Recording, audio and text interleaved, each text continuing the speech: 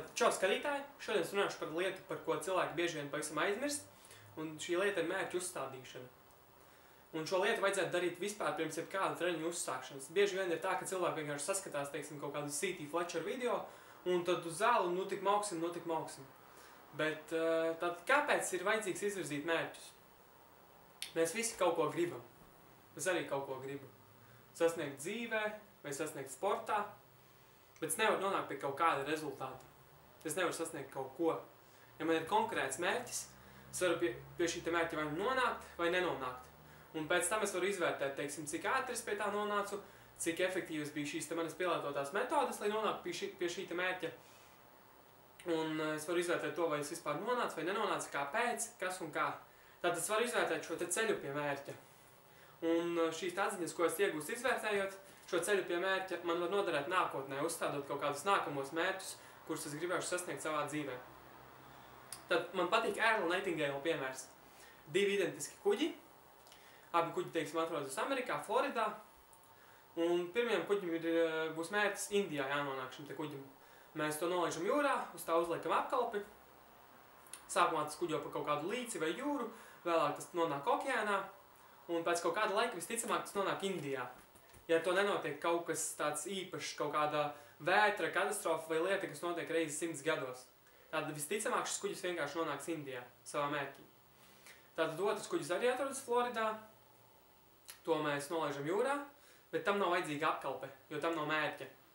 Mēs to vienkārši nolaižam jūrā un palaižam. Tas sākumā kuģo pa kaut kādu līci vai jūru, vēlāk varbūt nonāk okeānā, varbūt tas netiek pat līdz okeānam, bet visticamāk šis kuģis vienkārši nogrims kādā vētrā, jo tam nav vadības.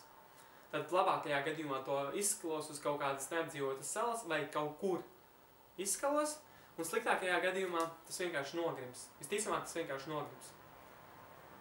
Tātad piemērs no zāles. Es esmu zālē, trenējos kopā ar vienu no saviem kaut kādiem pazīstamiem čomiem, jau kādu laiciņu atpakaļ. Tad es tur izpildu to savu konkrēto programmu, kas man tur ir, ko es tur daru, un es skatos, tas mans čoms taisā spiešanu slīpā sola guļus ar hantelēm. Nu, teiksim, tur vingrinājums, krūtīm, tricepsam. Un es izsecinu, ka šis te čoms visticamāk grib tad vai nu palielināt konkrēto muskuļu masu, vai palielināt spēku konkrētajos muskuļos, vai abus divus, gan masu, gan spēku, vai palielināt izturību. Nu, tas, protams, mazāk ticams.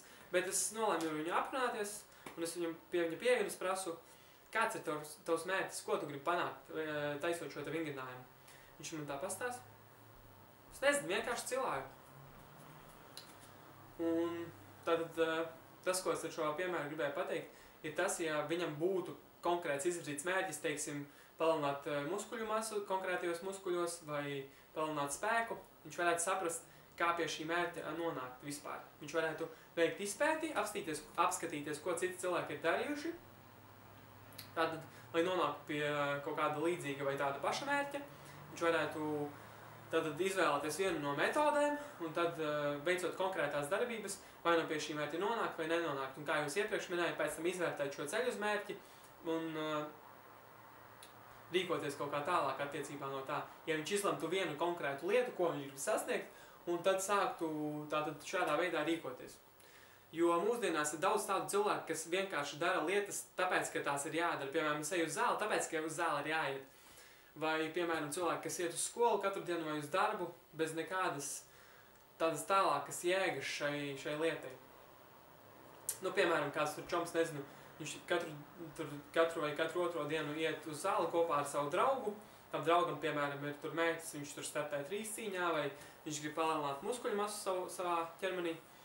Bet šis te draugs, kas iet ar viņu līdzi, vienkārši iet tāpēc, ka tas ir jādara. Viņš ir lasījis, ka ir jāiet uz zāli, teiksim, vai viņš ir kaut kur to dzirdējis. Un, teiksim, viņš kaut kādu laiku darot šīs darbības, viņš noteikti nonāks pie kaut kāda rezultāta. Viņam tur palielināsies muskuļu masas vai spēks vai abi divi, bet šis cilvēks nejutīsies piepildīts. Jo izrādās, piemēram, ka tā lieta, ko viņš ir visu laiku darījis, ir mērķis bijis tikai viņa draugam. Viņa draugam ir bijis mērķis, teiksim, palielināt muskuļu masu, bet viņam pašam šāds mērķis nav bijis. Un nonākot pie šīs lietas, šis cilvēks nejūtas piepildīts. Un viņš saprot, ka tā lieta nav tas, ko viņš dzīvē grib darīt. Tātad vēl es gribēju izstāstīt to, ka mērķus būtu vēlams uzstādīt pa vienam. Tātad, teiksim, sportā es uzstādu vienu mērķi, un tie mērķi var būt ļoti dažādi, katram savādāki, teiksim, uzspiest guļus vairāk, vai pietupties ar lielāku svaru, vai uzaudzēt muskuļu masu, vai nomest liekos kilogramus kaut kādus, vai noskiet savu čomu sprintā, nu ļoti dažādi mērķi. Bet vajadzētu atrast, teiksim, sportā savu vienu galveno mērķi, uzstādīt tādu lielāku, un tad pa ceļam uz šo mērķi jau tiks sasniegtas arī tādas citas mazākas lietas.